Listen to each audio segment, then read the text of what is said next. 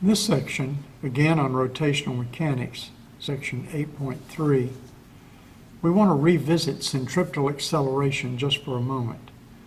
And that was not covered in what we had above.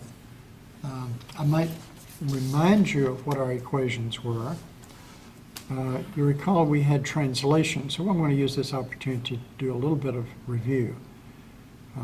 Translational motion, we had x equal to x naught plus initial velocity times time plus 1/2 acceleration times time squared.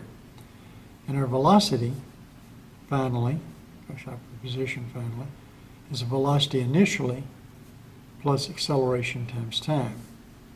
Solving those two together, we get velocity final squared minus velocity initial squared is twice acceleration times the distance I go.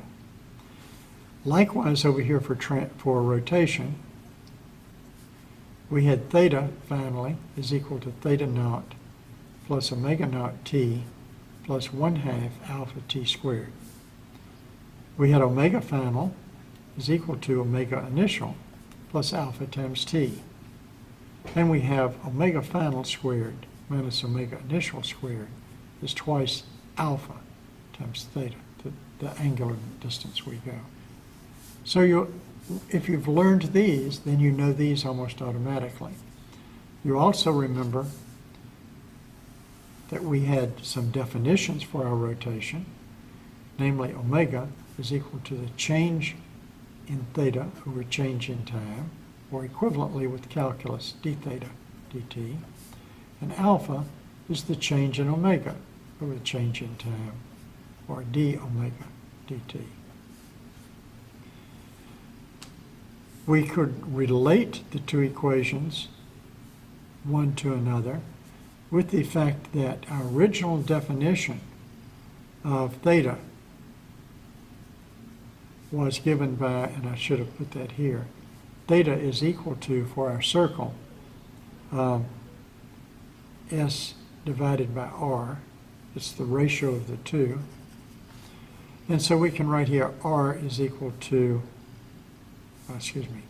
S is equal to R times theta. This is the angular, this is the linear concept related to the rotational. The change in S would be the velocity tangential.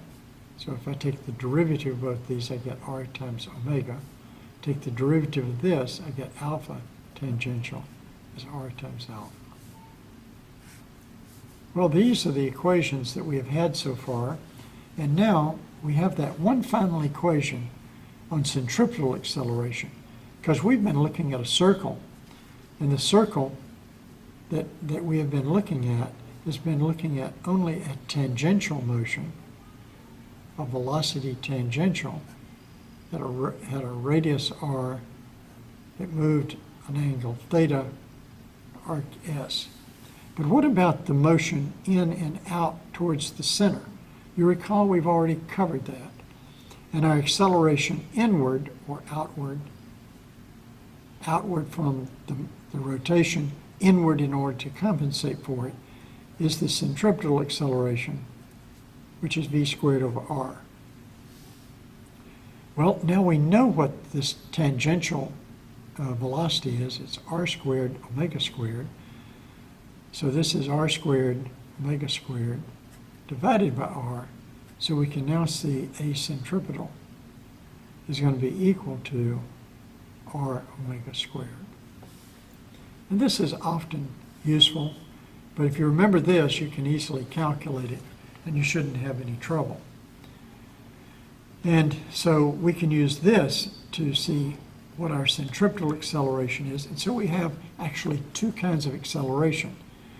We have our angular acceleration.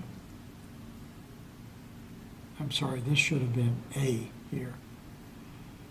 Our acceleration A in the translational sense is r times our angular acceleration alpha. So we have two kinds of acceleration, the acceleration along here and the acceleration perpendicular here. The tangential acceleration is given by r times alpha. The centripetal acceleration is r times omega squared. And so if we have something that's just moving around a circle uniformly, you can see that we've got an omega, like on that bicycle wheel, which gives us a centripetal acceleration. But if it's not changing, then we have no alpha, and therefore no tangential acceleration alpha. So that kind of gives us a review, and we'll work more problems in class.